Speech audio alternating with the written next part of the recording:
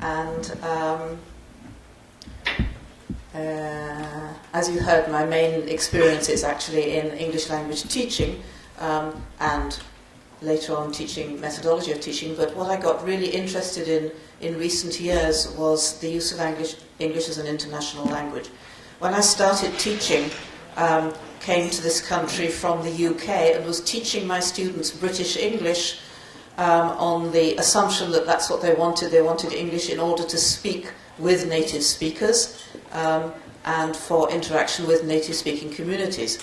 This situation has changed completely over the 40 years I've been teaching, and today it's very much not English as a foreign language, in other words, a language which belongs to someone else and you're learning in order to talk to that someone else, but English is an international language, English which you are learning mainly, our students are learning mainly in order to interact with other people for whom English is not a mother tongue, but do not share any other means of communication.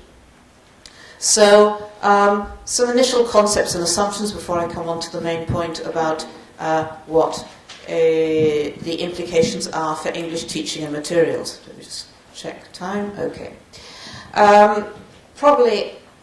This number is pretty meaningless. It's changing all the time, and anyway, nobody can really know how many people speak English. And anyway, what is speaking English? At what level do you say someone is a speaker of English or not a speaker of English?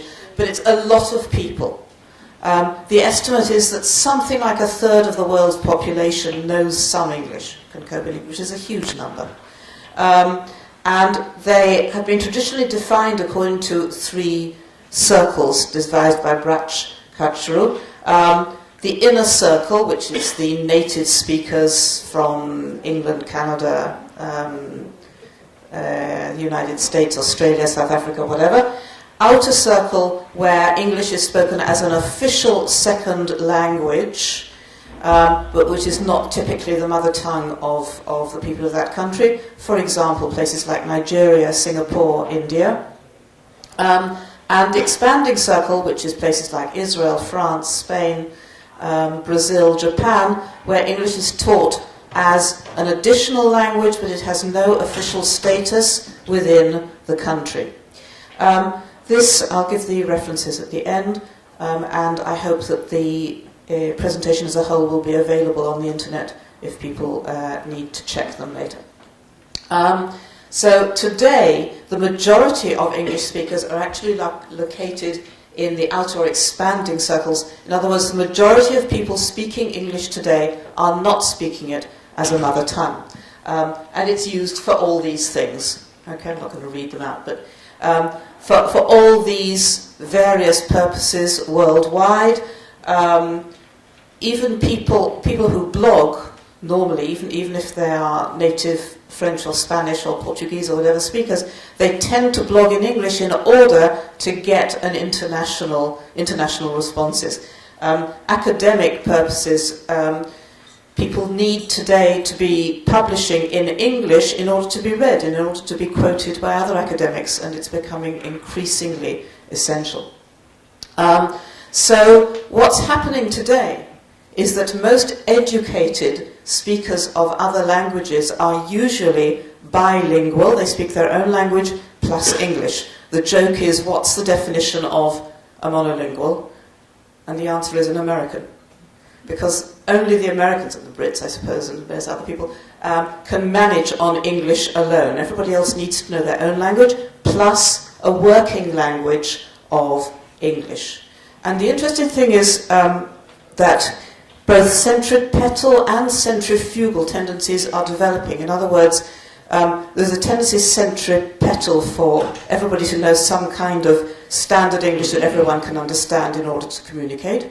But at the same time, there are varieties, local varieties of English developing all over the world. And what we find is that even native speakers, quote unquote, of English normally speak two dialects of English. They speak their own local dialect, Welsh English or Afro-American English or Cockney English or Scottish English, which may or may not be mutually intelligible, plus they speak some kind of generally intelligible international English. So this thing about most people, educated people in the world, are bilingual does not just apply to non-English speakers, it also very often applies to English speakers.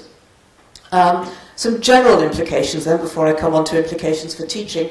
I want to talk a little bit about the user of English as an international language. The user of English as an international language may originally be either native or non-native. Okay, I was originally a native speaker of English. Most of my colleagues at Oranim are non-natives, but they speak English to a very high level. Typically bilingual or multilingual, increasingly multilingual, or bidialectal, as I described just now, likely to be very skilled in communicative and comprehension strategies. And this is one of the distinctions between a speaker of English as an international language and a speaker of English as a monolingual, intralingual language. A little anecdote here. I was at a conference in Turkey about English as a lingua franca, and a Turk in the audience got up and told the following story. He said, I was in London last year, and for some reason I needed to go to the police station. And I stopped someone in the street, and I said to him, can you tell me the way to the police station? You can understand that, right? I can understand it. This guy couldn't understand it. After another few seconds of exchanges, he understood it. Oh, you mean the police station? He pronounced the word as a monosyllable, police, and this guy was talking about the police. And at first hearing, the Cockney couldn't understand him. He understood eventually. But the typical thing about monolingual, intra-national English speakers is that they typically understand their own dialect pronunciation and so on of English. They're not so good at being flexible and understanding different accents, whereas people who speak English in different situations around the world are much more flexible and much more open to understand the different expressions, vocabulary, pronunciation, whatever. An interesting distinction, which has been made in a totally different context, which is relevant to this one, is between BICS and CALP. How many people have heard of BICS and CALP? No? Okay. Cummins, 2008.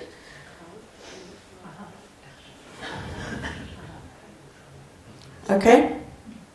And he makes a distinction between basic interpersonal conversational skills, which is getting by and telling someone on the street where they need to go and so on, where the police station is, and cognitive academic language proficiency, which is what you need if you are going to use written and spoken English to a higher academic level.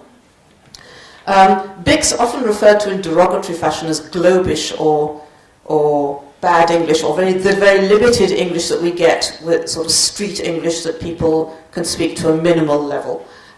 In some situations, obviously, this is a necessity. If the person has not had the chance to learn English to a high level but needs it just for immediate oral communication, and that is the level of English they're going to speak. In others, it's a stage. In fact, this is how it was originally defined, as a stage on the way to the cognitive academic linguistic ability. But the point I want to make here is that the aim of teaching, and we're coming now to implications for teaching, the aim of teaching is predominantly the academic English, the good English, the high level of English without grammatical mistakes or limited vocabulary, which leads us to a phenomenon which is developing in the world which I call the fully competent speaker, as opposed to what we used to define as the native speaker as a sort of model. The model today is rather what I would call the fully competent speaker, not necessarily a native. Fully competent speaker, then, of English as an international language is a speaker with a wide vocabulary, accurate grammar, easily understood pronunciation. May or may not originally have been a native speaker. And therefore I think we need to redefine these three circles in terms of level of competence rather than in terms of native speaker, non-native speaker. So We go from the centre, fully competent speakers, people who speak the kind of English I'm speaking at the moment, kind of English you will hear later from Miriam and Ilana and other people speaking in English here, who speak English at a very high level regardless of whether they were or were not native speakers originally. Competent, speak reasonably well, sort of the bridge between Bix and Kalb, if you like. And finally, in the outer circle, you've got limited. A lot of these are non-native speakers who simply have not learnt English to a very high level. But they also include some native speakers who speak a very local dialect which is not universally understood and therefore need to learn a standard version. Okay, implications for teachers then worldwide. I'm going to start off with which language should we be teaching? When I first came into English teaching, there was a lot of controversy over should we be teaching British English or American English. This is to some extent passé, and I'm going to look at the various options here. One of the mainstream native varieties, I guess, should we be teaching, to come back to English or American? Should we be teaching a variety of models? Should we be teaching a world standard model? Native model, the disadvantages of a native model are that it is not a native British or native American, is not what is used by most fully competent English speakers. Most fully competent English speakers in the world are not coming from a native background. They are speaking an English which they have learnt in school, or learnt in the profession, or learnt at university, and it is likely to be an English which is international rather than based on a particular native model. It is not likely to be appropriate for international context. I'll give some examples in a moment. And there's a difficulty of deciding, if you're going to take a native model, which native model am I going to adopt? Full competence, if you're going to say to your students, I want you to be like a native speaker, that's a bit unreasonable because nobody can ever be like the native speaker of a language of which they are not a native speaker. My Hebrew is pretty good, but I can never be a native speaker of Hebrew, and so on. Diverse, flexible models, rather than set up a code which all users of English as lingua franca have to follow, it is surely time, says Luc Prodromou, that we recognise the diversity among users and so on and so on. We need to teach a diverse set of Englishes. Advantages, ideologically acceptable, okay. It's, we're all for plurality and diversity, and it's very PC to talk about teaching lots of different Englishes. Allows for local variation, and sidesteps the need for codification. If you say, well, any dictionary will do, I don't necessarily need one standard dictionary, then that simplifies matters in some sense. But the disadvantages, I think, outweigh this. There's no clear model. Which word am I going to teach? Which grammar am I going to teach if they're all okay? Very difficult to teach, very difficult to assess what's right, what's wrong. Very difficult to design a syllabus or materials.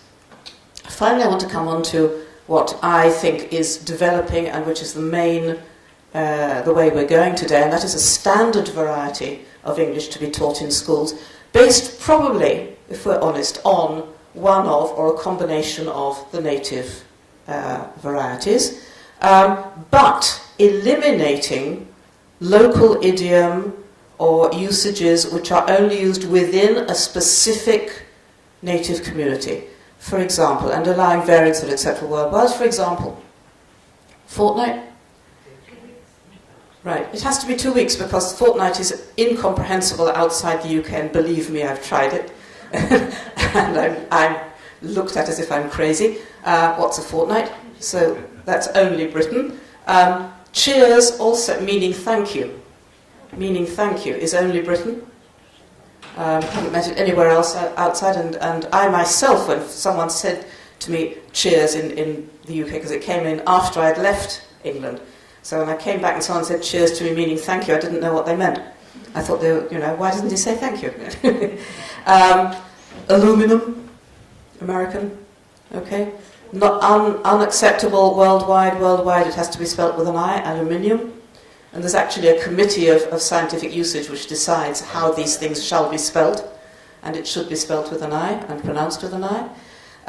Billfold, also something which I don't understand, but the Americans don't understand why I don't understand it. Because it's an American usage which is not used outside the UK. And I could go on and on. What we need to do is make sure that when we are teaching English as an international language, we use usages, vocabulary, grammar, which are universally understood and accepted, and take out those particular items which are specific to a local community. So the advantage of that would be that it comprises a range of acceptable forms based on usages of fully competent speakers, comprehensible and acceptable worldwide, and achievable. Because you're not asking students to be native speakers, you're asking them to be fully competent, which has been achieved by a number of people, and will continue to be achievable. The disadvantages are basically, some people claim that it doesn't exist. Well, if it doesn't exist, it's rapidly coming into existence, I think. And it's ideologically unacceptable to many, because many people see the word standard and they think, oof, this is really, this is imposing external authorities and it's denying diversity and so on and so on. But actually, in my opinion, diversity, you really need a solid basis in order to have diversity. You can't diverge unless you've got something to diverge from. And I think the basis of a standard is extremely important for that. As yet not defined or codified, there's no dictionary, as far as I know, of international English, and what's going to happen eventually has to happen is a wiki dictionary which is constantly updated. Is there, Ilana? Sorry. ELF is a dictionary, we can define it. Okay, yes. Disagree with it. Yeah, but I think ELF is, the Vienna School. I think we want something which is international, which is constantly updated and contributed to by speakers of English worldwide. Okay, I'm going to skip a bit here if I can get this.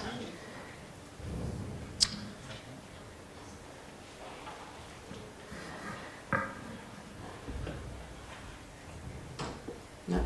Okay. Implications for teachers worldwide too. Culture and cultural awareness.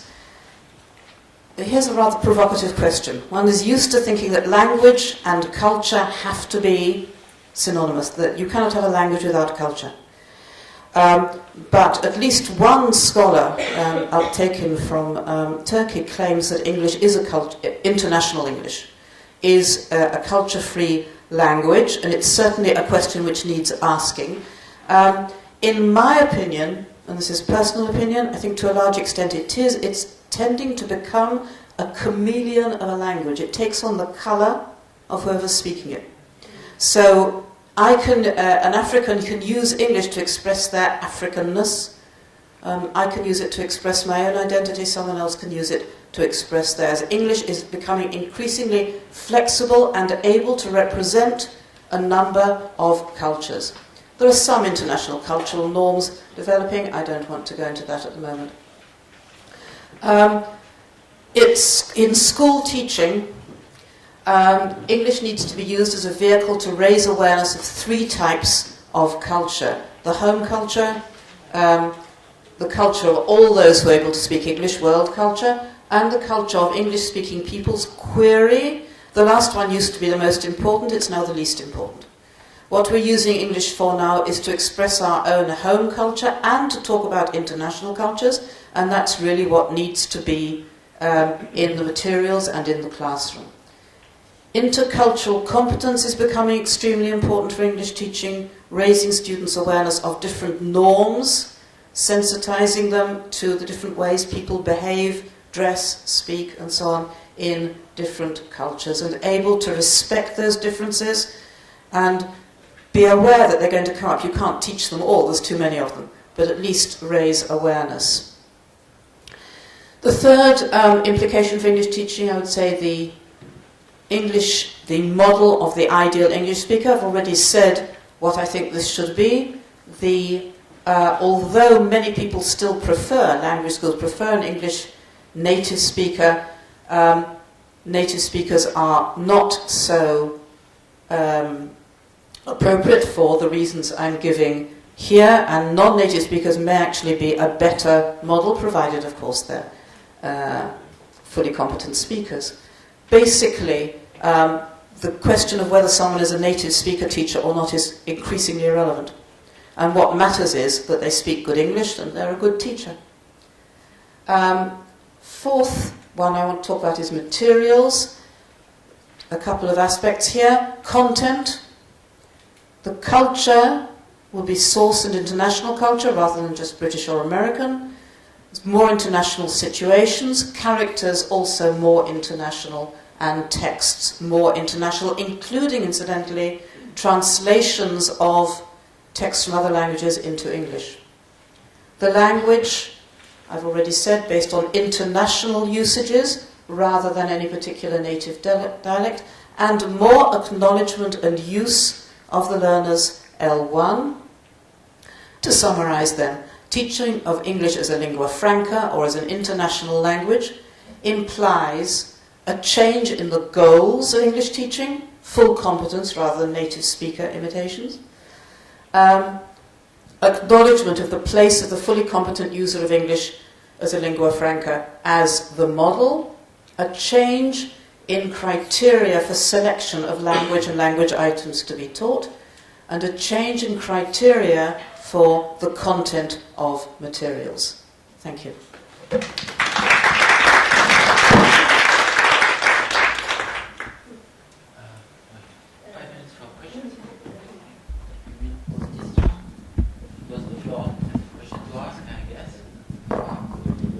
Well, thank you very much. I found this was a welcome and refreshing change from the ELF as propagated by the likes of the Barbara Zeitel-Hofer, Juliana Haas, Jennifer Jenkins, and so on and so forth. And in that sense, I find the concept of international English in many ways much more sensible. I do have a couple of questions, however. I'll try to limit myself to a few, and then the rest I'll ask over coffee. The first one is your claim that the distinction between the fully competent speaker and the native speaker. Ultimately, to the extent the fully competent speaker is fully competent, I fail to see any actual difference with the native speaker, except the native speaker is in terms of actual language realizations. And it may be that you teach someone to become a fully competent speaker by leaving out, pruning some colloquialisms and so on and so forth, which a native speaker would have. But apart from this, that the fully competent speaker will acquire those, possibly in a haphazard way, but nevertheless, the distinction is probably going to dissolve into insignificance. That would be my first query. The second one is your claim that the majority of fully competent speakers are non-native speakers. Now, on what data, what criteria basing this? Depending on, the criterion, of course, the difference between the NS and the competent speaker, which I think is very elusive. And the native speakers are right now something like 400 million. So do we have proof positive that fully competent speakers who are non-native speakers are more than those 400 million? I would have a couple of more things, in particular the notion that intercultural competence can be achieved independently of multilingualism. I doubt it. We're now working on a database with over 50,000 observations which tell us that there is a strong correlation between intercultural openness, intercultural competence on the one hand, and the extent of multilingualism in terms of the range of languages and the level at which they're spoken. So for that reason, it seems that empirically I do have a lot of questions with a lot of queries, but we can perhaps address some of them later over lunch or coffee.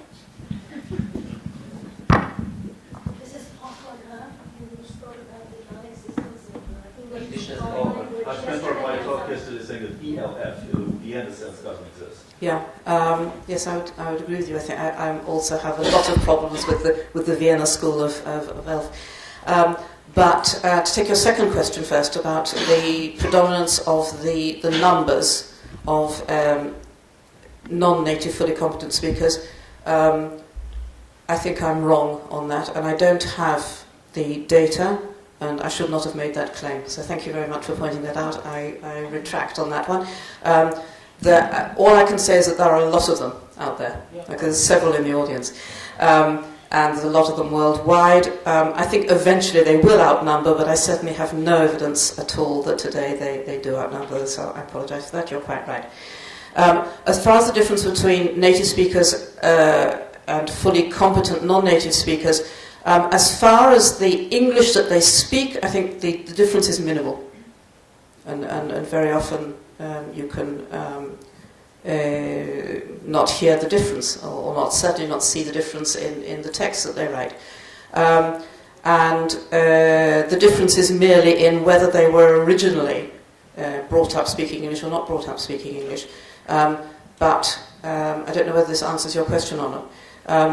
I think that we need to define people's competence in English. What I'm trying to say is we need to define people as English speakers, not as where they were born and how they were brought up, but how they speak English today. This is my main point. And if they speak it to a very high level, whether you call that native speaker level or you call that fully competent level, whatever, if they speak it to a very high level, it doesn't really matter where they were born or what they were brought up. That's my main point. Intercultural competence I defined not as being able to interact in a variety of cultural contexts, but being sensitive to the need. And I think in this sense it can be taught. If our aim is to give our students maybe 3-4 examples of places where you need to change the way you behave or the way you relate to people because there are different cultural norms in different situations, and thereby sensitize them to the fact that they're likely to come up against others, then I don't think you necessarily need to be multilingual, but you do need to be sensitized, and that's one thing which English teachers do need to teach in the classroom, this sensitization.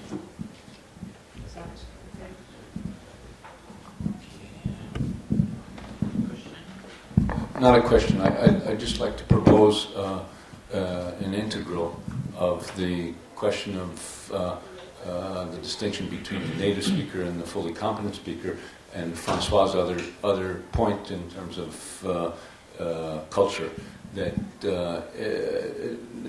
I would wholly agree with you that in terms of what it sounds like, there's probably not a big difference between the fully competent and the native speaker. But I think the dividing line might be actually in that area of culture, pragmatics. Take us back to the immersion work that was done in Montreal.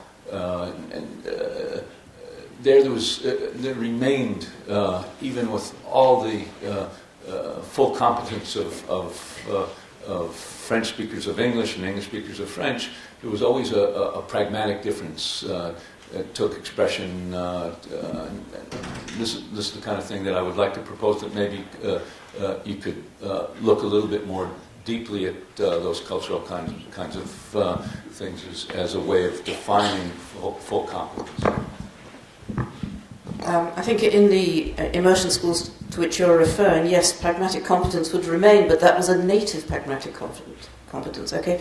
The ability to behave appropriately and with appropriate pragmatics within the Canadian native-speaking, English-speaking or French-speaking, whatever the target language was, culture. And we're talking about here using English as an international language, and therefore the pragmatics of native behaviours is not relevant to what I'm trying to say, because the kind of behaviours which we want our students to be able to use English could be worldwide, and therefore what we want them to do is to be sensitive to the need to adapt behaviours or to accept different behaviours rather than learn themselves a particular set of behaviours appropriate to a particular community.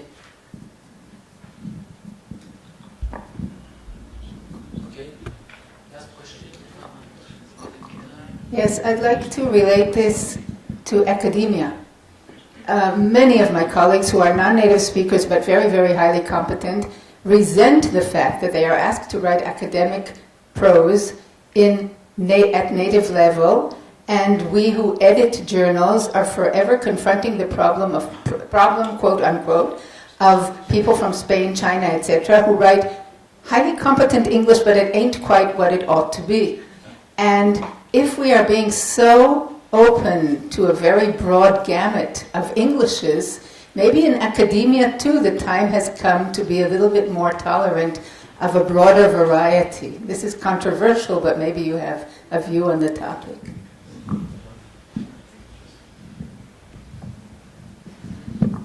Do I have another 15 minutes? It's a very big and important question. Short answer is up to a point. I think we have to continue to be fussy about normal grammar, normally acceptable grammar, and precise vocabulary. Where there are certain idioms which are coming in from another language and which will, which are expressive and useful, I would accept them. But it's really difficult to make any kind of overall pronouncement here. On the whole, I would stick to being fussy about academic prose, because I think the main thing is that it should be universally acceptable, readable to the wide